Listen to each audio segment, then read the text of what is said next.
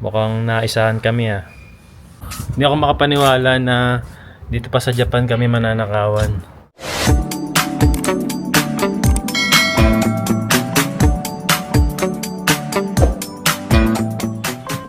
Good morning! Good morning! Ayan, palabas kami ni Mama ngayon. Punta kami ng post office at ipapadala ko na ngayon yung prizes na ipapamigay natin sa mga winners ng Lamina Boutique bag. Ayan. Ito yung mga napanalunan nila last time. Ayan. Itong bag na to. Ayan. Kulay black naman tong isa. Yung isang nanalo, taga Pilipinas. Tapos yung isa naman pong nanalo ay taga Japan po. So ipapadala na natin sa kanila to. Punta kami yung post office. Ayan. So ang ginawa lang kasi nila, katulad nung sinabi ko last time, mag-post tayo ng video, magko-comment lang sila ng pangalan, age, and kung bakit gusto nila ng Lamina bag. Ganun lang kasimple, tapos dalawa yung napili natin na bibigyan natin ng Lamina bag. Swerte! Congrats! Congrats po! Congrats sa inyo! Yan. Punta muna kami ng post office. Hulog na natin tong mga prizes nila.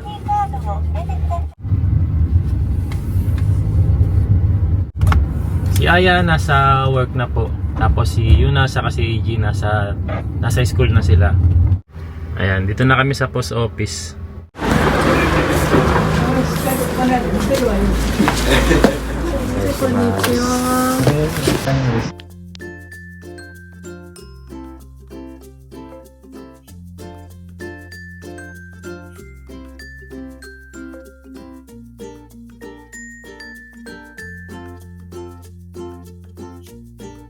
And after namin dun sa post office, dumiretso kami ni Mama dito sa supermarket.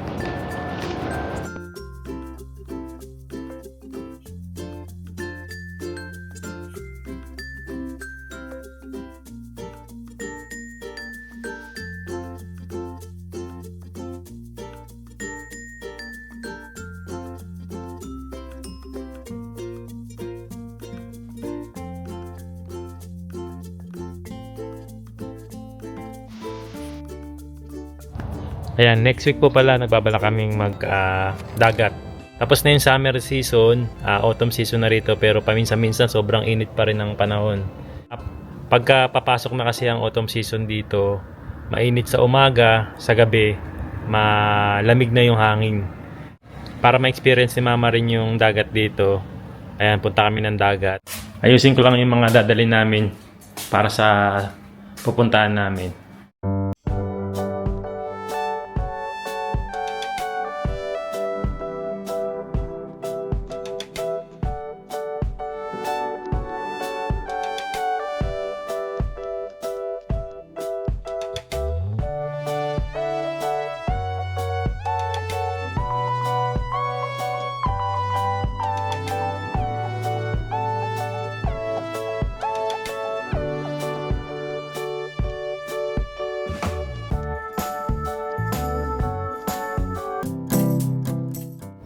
Nawawala yung gamit namin. Hindi ako makapaniwala na dito pa sa Japan kami mananakawan. Meron kasi kaming gamit doon na tent. Binili ko yun 2 years, 3 years ago ata. Yun yung lagi namin ginagamit kapag pumupunta kami ng dagat or nagka-camping kami. Ngayon lang sana uli namin mga gamit. Pero wala na doon sa stock room. Mukhang naisahan kami ah. Itong mga kasama niya, nung tent na binili namin, ito. Parang cover din to nun eh. Ito tinira niya. Pero yung pinaka mismong tent, nawawala. Mukhang kailangan na talaga namin mag-iingat. Kailangan na namin itabi maigi yung mga gamit namin kasi baka may mga gamit din kami dito na hindi namin napansin na nawala na rin pala. Kung hindi ko pa hinanap yung tent ngayon dahil kailangan nga namin, hindi ko pa malalaman na nawawala na pala. Lagot tayo nito ah. Malikot ang kamay dito ah.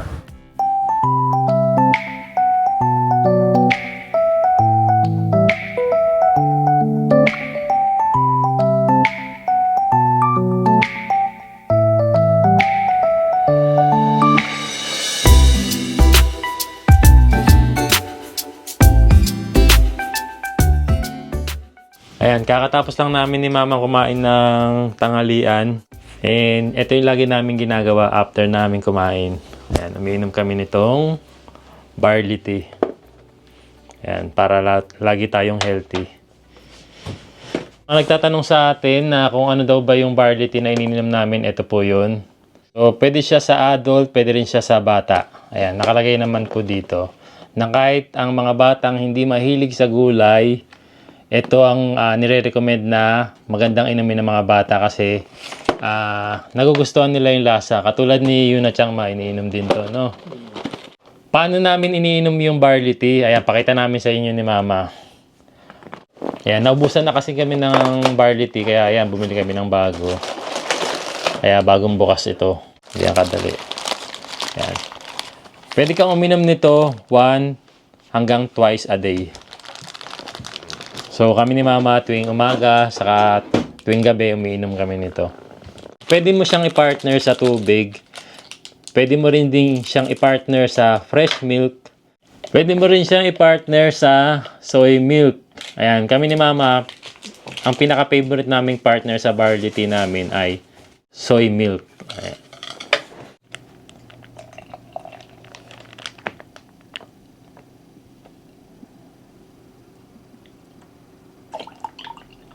Ayan. Ayan, sa lahat ng mga hindi mahilig sa gulay pero gusto nyo maging healthy, ayan, ito yung marirecommend natin na pwede nyong inumin. Marami pang siyang way kung paano mo siya iinumin eh. Pwede rin ito. Pwede rin sa banana shake, pwede sa yogurt, lagi samahan mo ng collagen powder, pwede rin. Ayan, syempre ako rin magtitimpla rin ako. Ayan, soya milk. Ayun.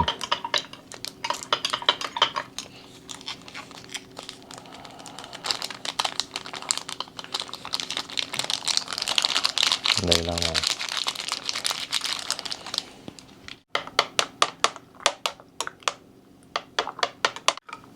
Ayan. Cheers! Cheers. Ayan. Ayan, inom Sarap. tayo. Sobrang sarap daw, sabi ni Mama. Ang sarap. Masarap po yung lasa niya, no? Hindi siya yung kapag umiinom ka ng mga tsaa, pakla yung lasa. Hindi siya ganun eh. Pag mga bata, di ba, ayaw nila ng mga masasama ang lasa. Si Yuna Chang, kaya niyang inumin to kasi iba talaga yung lasa niya. Ayan, naubos natin. Kung gusto nyo rin ng ganito para sa inyo or sa mga anak nyo na hindi mahilig sa gulay, ayan, pwedeng-pwede sa inyo to. Pag nasa Pilipinas kayo, available ito sa JP Noy Vlogs Official Store. Mag-message lang po kayo dyan.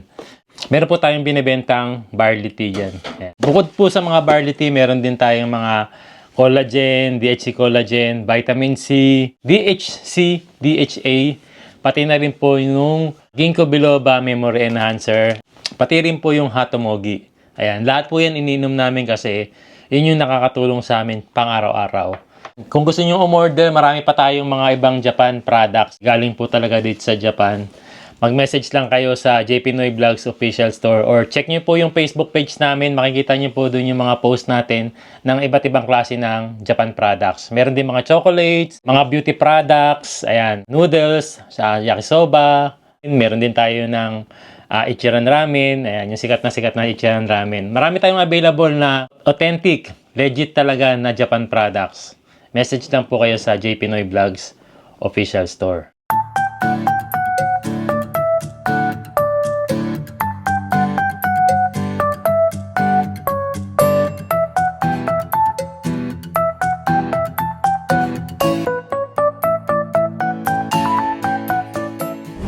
Magandang araw po. So another day, panibagong araw na naman ng buhay natin dito sa Japan. Si Aya nakapasok na sa trabaho, si Yuna saka si Eugene nasa school na rin po. Ako naman po papasok na ng trabaho. Today is Friday. Medyo mainit-init ngayong tanghali pero mas okay na kaysa nung mga nakaraan kasi sobrang init nung nakaraan eh. Autumn season na. Nasa 25 degrees Celsius na lang ngayon. Tapos mamayang gabi, mga nasa 20 degrees. Kaya medyo malamig-lamig na yung hangin. Bilis ng araw ano. Tapos mag-winter na naman. Tapos balik summer na naman. Ayan. Ito yung pinaka gusto kong season dito sa Japan, autumn season. Kaya sa mga gustong pumunta ng Japan, ayan, ito yung pinaka perfect na araw or month para magbakasyon dito or mamasyal, kasi hindi siya ganun kainit at hindi rin sobrang lamig. Ayan, pag ang punta nyo rito is more on naglalakad sa iba't ibang lugar, perfect na perfect po itong month na to, pati na rin next month. Ayan, autumn season. Pero kung gusto mo ng malamig or pumunta sa mga snow, ayan, perfect naman pumunta ng month of January and February. Ayan, punta na kayo sa Japan.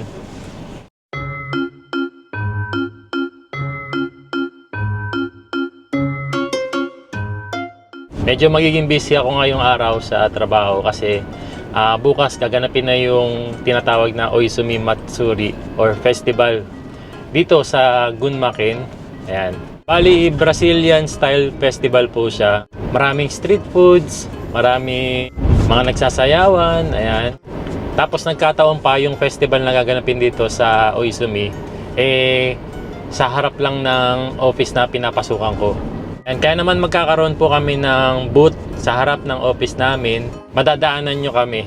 Magkakaroon ng mga papremyo yung office na pinapasukan ko para sa mga bibisita dun sa booth namin nung araw na yon. So mamimigay ng 8 pieces, 5,000 yen gift cards. Tapos mamimigay din ng 6 pieces na one-day pass sa isa sa mga sikat na theme park dito sa Japan. Tapos sa grand prize na pamimigay nila is yung 65 inches TV. Biruin nyo yun, no? Grabe. Ang gagawin nyo lang, pupunta kayo dun sa booth namin and i-follow nyo lang yung social media account namin. Pwedeng sa Facebook, sa TikTok, pati na rin dun sa Instagram. Pag nakapag-follow na kayo sa social media, ayan, may chance na kayo manalo ng mga prizes. Ayan.